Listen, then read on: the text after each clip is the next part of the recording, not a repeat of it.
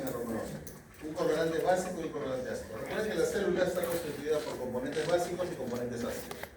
¿El componente básico de qué depende? ¿De qué depende de que una sustancia sea básica en la célula?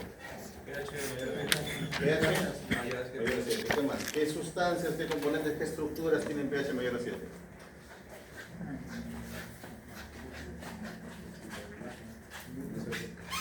¿Proteínas?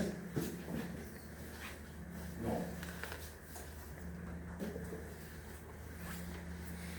Recuerden que los ácidos nucleicos son básicos y las proteínas son ácidas.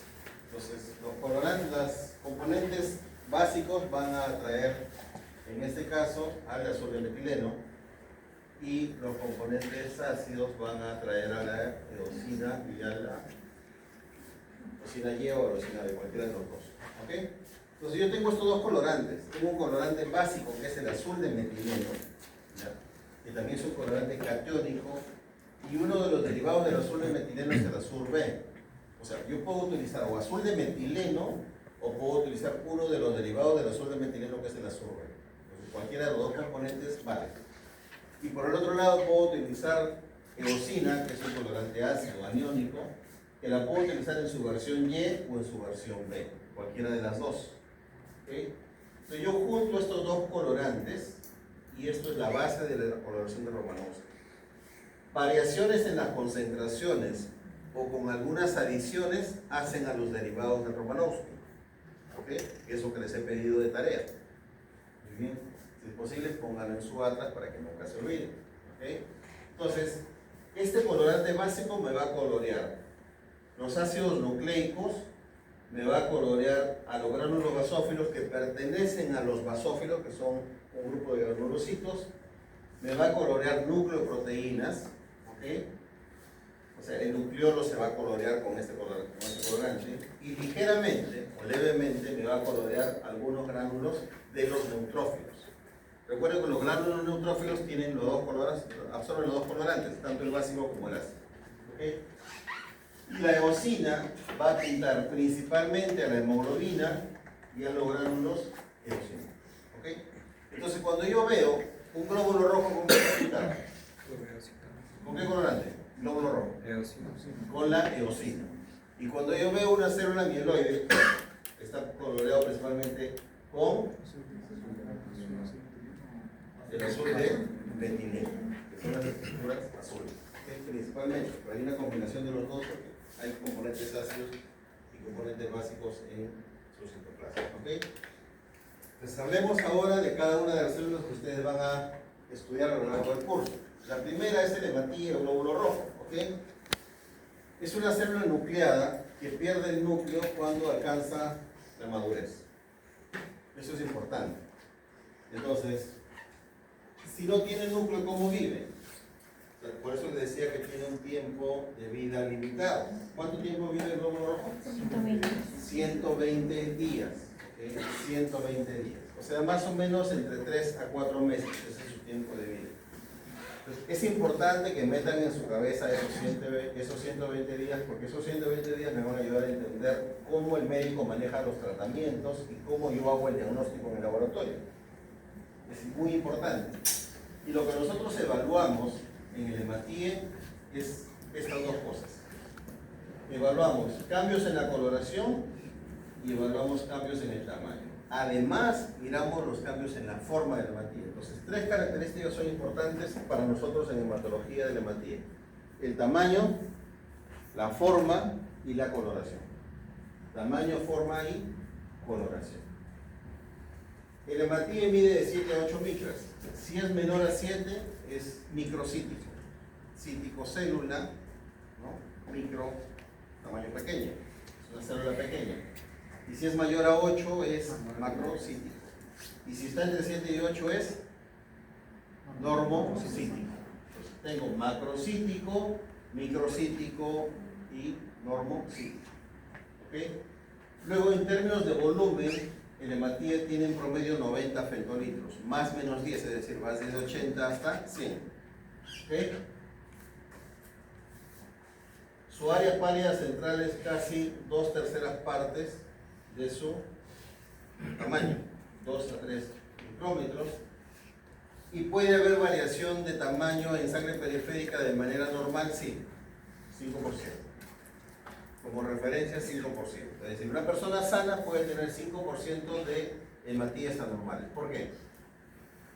¿Qué son esas hematías anormales? Hematías viejos o hematías jóvenes. ¿Ya? Entonces, esos son variación normal. Ahora, el hematíe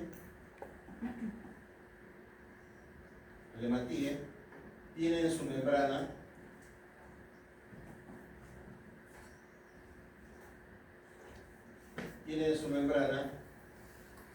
bueno, que es la membrana del hematíe, y estos son sus antígenos.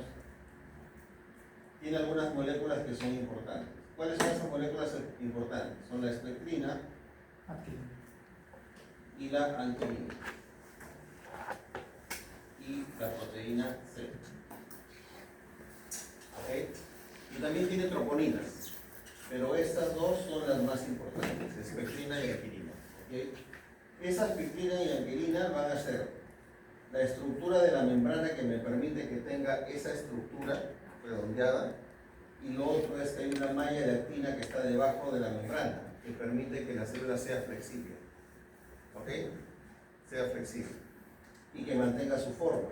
Entonces, estas moléculas son importantes en la membrana del hematíe. ¿Ok? Siempre recuérdenlas porque las vamos a mencionar de manera permanente en las siguientes clases en las que hablemos de hematíe. ¿Ok? Entonces, la forma del hematíe va a depender de la deformabilidad de la espectrina. Si la espectrina es maleable y se puede deformar, el hematíe va a cambiar de forma. ¿Ok?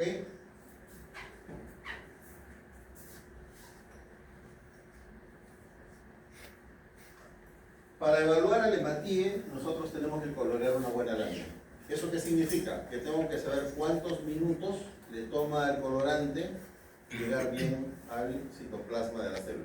Creo que el colorante que ustedes están usando está en 3 minutos. ¿Sí? Está en 3 minutos. ¿Ok? Y una vez que está bien coloreada, yo recién puedo ver las anormalidades. ¿Recuerden cuál es la frase que tengo que preguntarme cada vez que veo una anormalidad? Dime con quién andas y te diré quién eres. ¿Por qué? Porque las anormalidades tienen que verse de manera uniforme. Es decir, si yo tengo un hematíe anormal y está solo, el problema no es el paciente.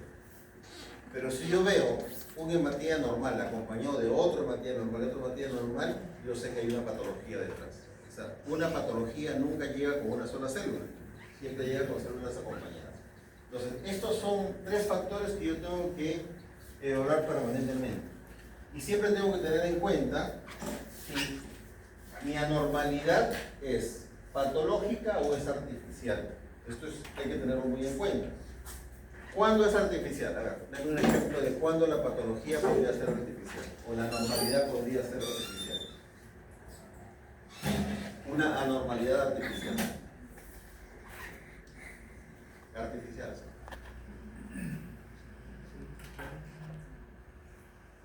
¿Por una transfusión? Por una Transfusión.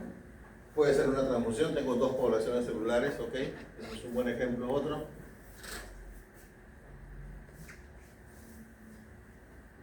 Otro ejemplo.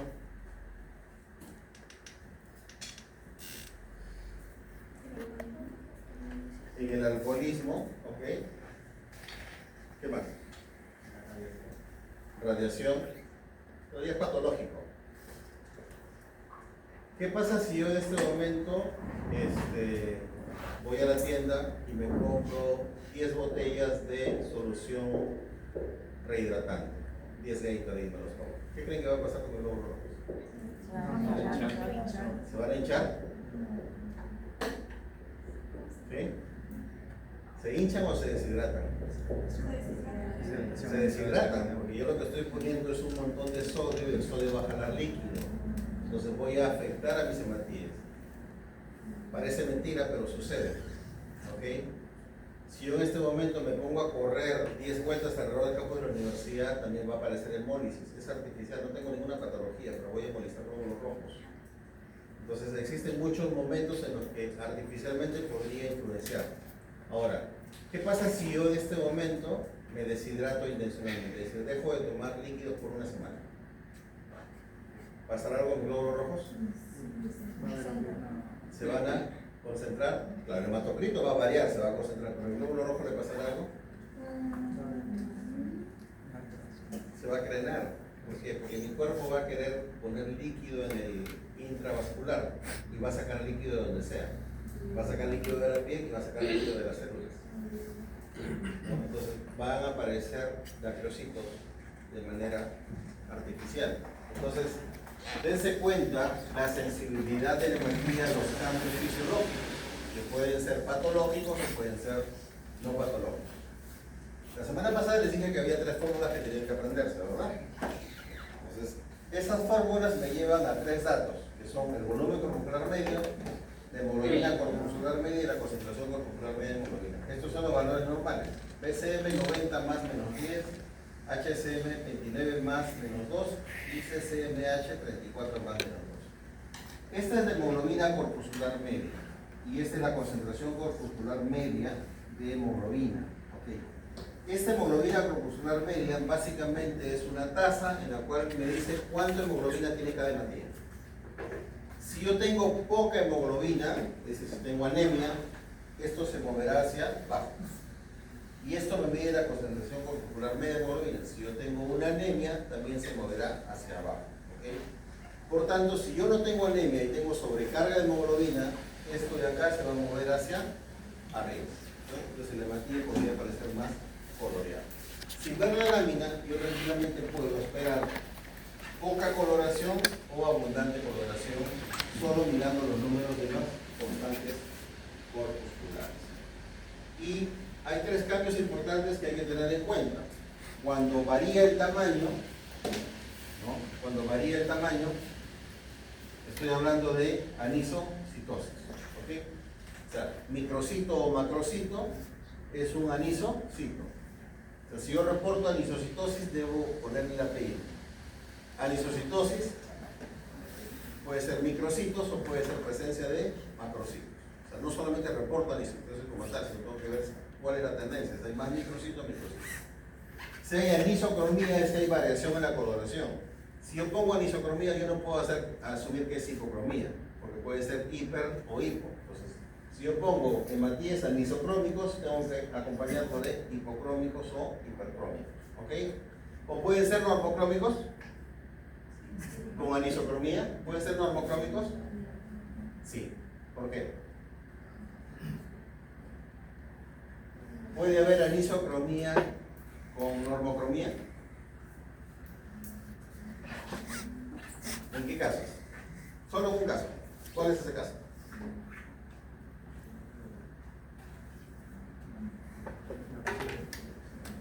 La anisocromía yo tengo hipocromía o hipercromía. ¿Pero en qué caso tengo normocromía? ¿En pacientes que viven en miniatura? No.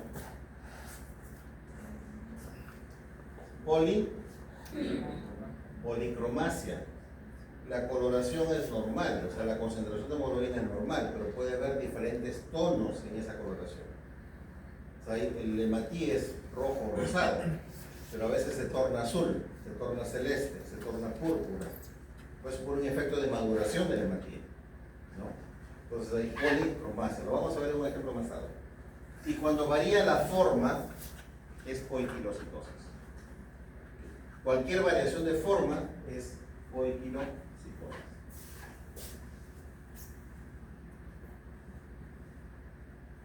Entonces, estos son las constantes y dense cuenta de la fórmula.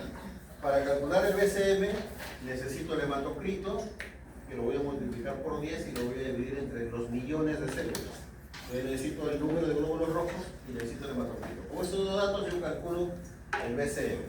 Profesor, entonces si usted me da el BCM y me da el hematocrito, ¿puedo calcular los millones de glóbulos rojos? Sí, sí lo puedes calcular. ¿Puedo calcular el hematocrito si tengo los glóbulos rojos y el BCM? Sí. Dense cuenta de algo que es muy importante y no lo vayan a olvidar. ¿Okay? Si yo hago el hematocrito, digamos que este es mi tubo de Wintrow, yo hago el hematocrito y la sangre está hasta acá, ¿ok? Ahora tengo el tubo acá de vuelto y la sangre está hasta acá. Entonces tengo mi paquete globular aquí,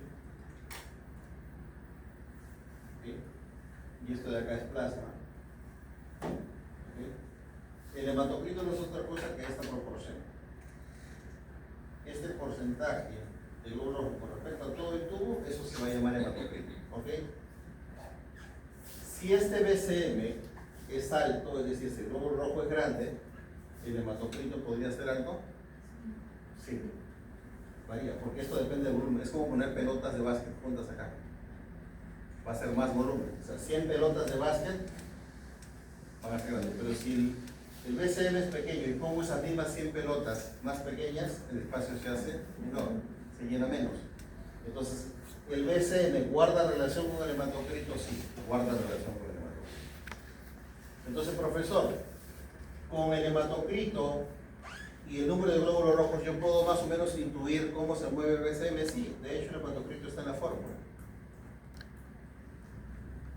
¿Ya? Se puede intuir. Lo mismo que la hemoglobina corpuscular media. Esto me dice cuánta hemoglobina hay en promedio en todos los glóbulos rojos. Y esto me dice cuánta hemoglobina en promedio hay con respecto al hematocrito. Ojo, dense cuenta de estas dos mediciones, miren dos cosas diferentes. Esto me dice cuánta hemoglobina hay en el glóbulo rojo y esto me dice cuánta hemoglobina hay en proporción al hematocrito. Entonces, si hay hipocromía, es decir, si hay poca hemoglobina, en una anemia ferropénica, por ejemplo, que vamos a ver más adelante, ¿cuál se alteraría? ¿Se altera este o se altera este? Principalmente. ¿El último? ¿Cuál se altera? HCM se altera. ¿Okay? Y si yo tengo mucha hemoglobina, tengo un hematillo sobrecoloreado, ¿cuál se altera? ¿Este o este? Igual que el hematillo más grande. Se altera principalmente este. ¿Ok? Entonces, cada patología va a tener probablemente su comportamiento. Entonces, por eso es que ambos números van a ser importantes, siempre van a ser importantes. Y ya lo van a ir viendo en la medida que avance el curso. Entonces, para hablar de anisocitosis y coiquinocitosis estamos hablando de algunos porcentajes. ¿Ok? Ojo, esto es para aniso y para coiquino. Algunos lo aplican también para la coloración, pero generalmente en coloración hablamos de hipercromía y ya está, no lo ponemos en cruces, ¿ok? Lo normal es que tengamos 5% de aniso o de coiquino. Cuando empieza a pasar ese 5%, hablamos de 5 a 10%, es leve o ligera, es decir, veo 100 células y de 5 a 10 células están alteradas en forma o en tamaño, digo, ok, es anisocitosis leve o ligera. La puedo reportar como leve o ligera en el resultado del hemograma. Pero si ya reporto una cruz es porque veo más, veo de 10 a 25%. ¿Okay? Cuando veo dos cruces es de 25 a 50%, tres cruces hasta 75% y cuatro cruces cuando es más de 75%.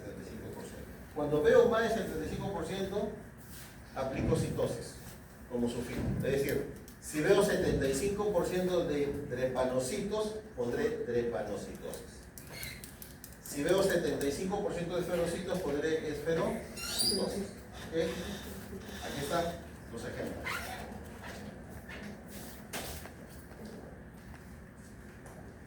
Ahora, las variaciones en el tamaño. ¿Cuándo veo macrocitos? Un macrocito no es otra cosa que una célula abortada.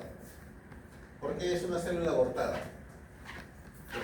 ¿Por qué la célula es abortada, dice usted? Por esta razón. Es una razón sencilla. Cuando yo estoy aquí en la médula ósea, en mi huesito, y adentro, la célula pasa de blasto, que tiene núcleo, hasta célula madura, que es una célula hipóncava. Esta célula tiene de 7 a 9 micras, ¿verdad? ¿Okay? Esta célula tiene 30 micras. Entonces lo que está pasando es que esta célula está bajando de tamaño. En la medida que madura, disminuye de tamaño. Por tanto, si yo veo una célula grande, un glóbulo rojo grande en sangre periférica, ¿qué ha pasado? esta célula se abortó en alguna parte del camino. Es decir, no terminó su maduración. Como no terminó su maduración, algo está pasando con el ADN. El proceso de maduración se ha detenido. Entonces, ¿quién se encarga del proceso de maduración de la célula? El núcleo. Entonces, automáticamente sí que hay un problema en el ADN. ¿Okay? ¿Por qué? Porque el ADN tiene que ver con división celular. Entonces, a medida que va madurando hay divisiones celulares. Y si hay menos divisiones, la célula nace inmadura. Y esa célula inmadura es más grande que la célula madura. ¿Okay? Y eso puede ser consecuencia de ¿qué? De una eritropoiesis acelerada. ¿Cuándo hay eritropoiesis acelerada? Cuando yo necesito glóbulos rojos de manera inmediata, express, delivery. Imaginemos que en este momento ustedes le dicen, ¿sabe qué?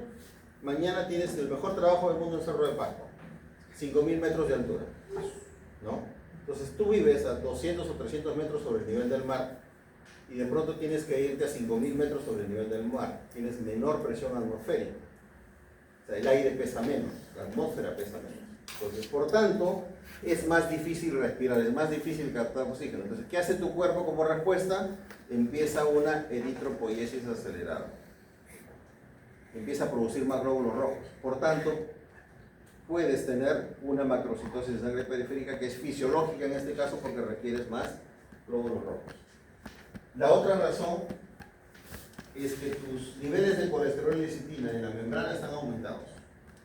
¿Por qué razón? Alcoholismo es una de las principales razones.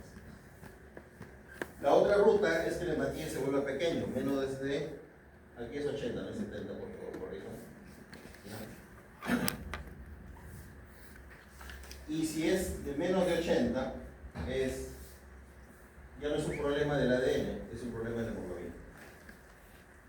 Si es microcito, el problema es hemoglobina, no es ADN. Entonces estamos hablando de síntesis alterada de la hemoglobina con mayor número de divisiones celulares. Entonces, ¿qué es lo que hace el cuerpo? Cuando requiere más glóbulos rojos y no hay suficiente hemoglobina, el cuerpo dice, ok, produzcamos más glóbulos rojos como respuesta. Pero producir más glóbulos rojos lo único que hace es tener menos hierro disponible en cada célula. Por tanto, esa célula tiene más divisiones celulares y van a ser más pequeñas. Es lo opuesto a lo que pasa aquí. Y una célula pequeña es llamada microcito. ¿Y cuándo pasa eso? Cuando no hay hierro. O cuando hay problemas en la síntesis de las cadenas de globina, que es la parte proteica de la hemoglobina. ¿Okay?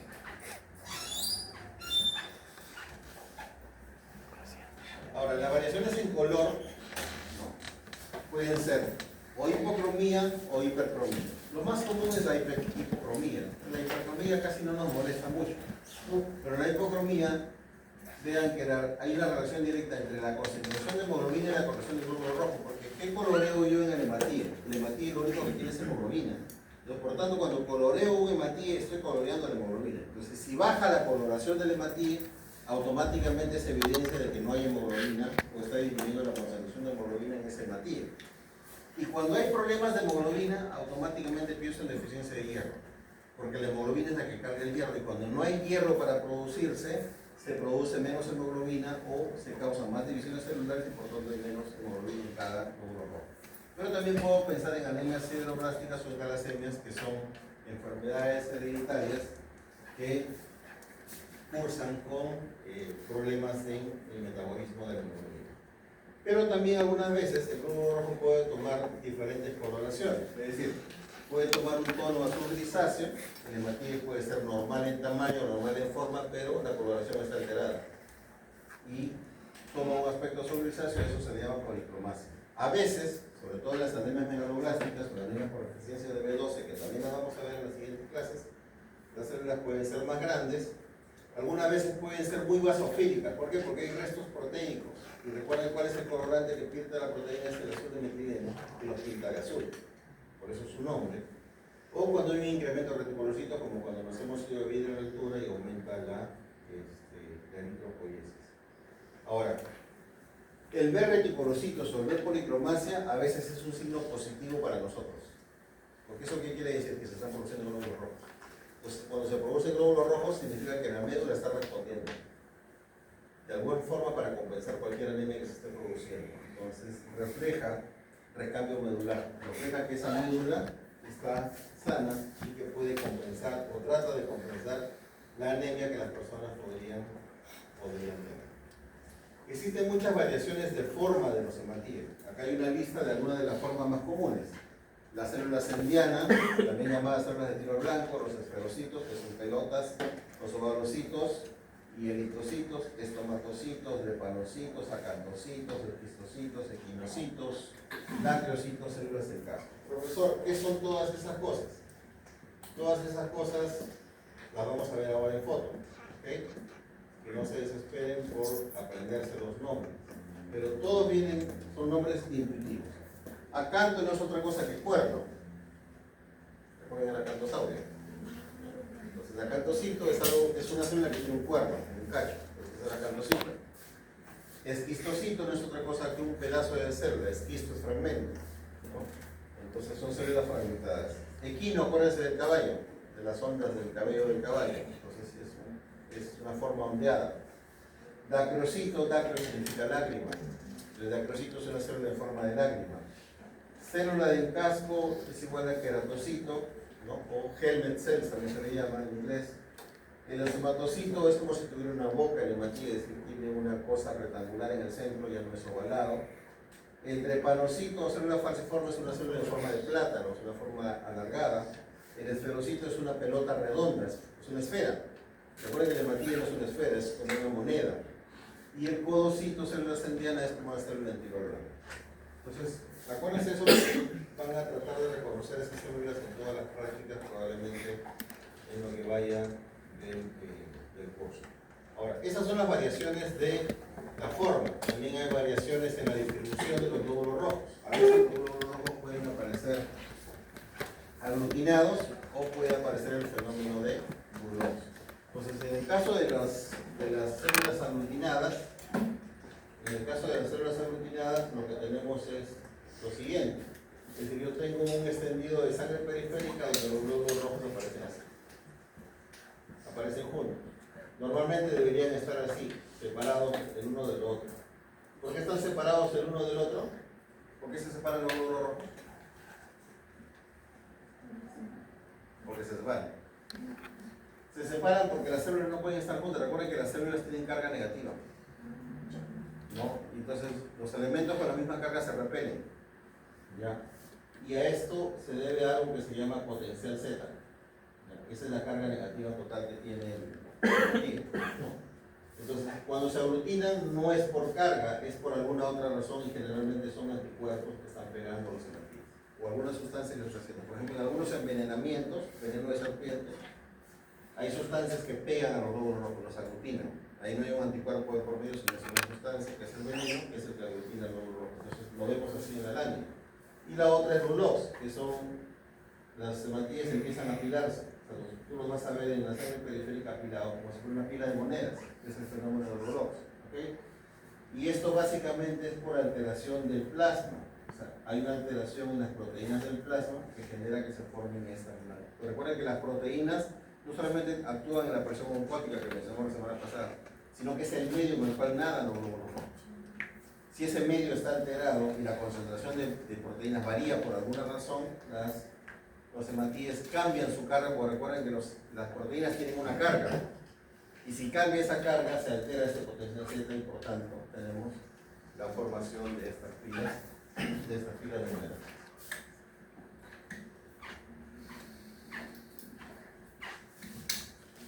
Ahora, hay inclusiones celulares también. Entonces, cuando miramos el hematía, no solamente miramos su tamaño, no solamente miramos su forma, miramos su coloración, sino vemos es que hay inclusiones dentro del hematía.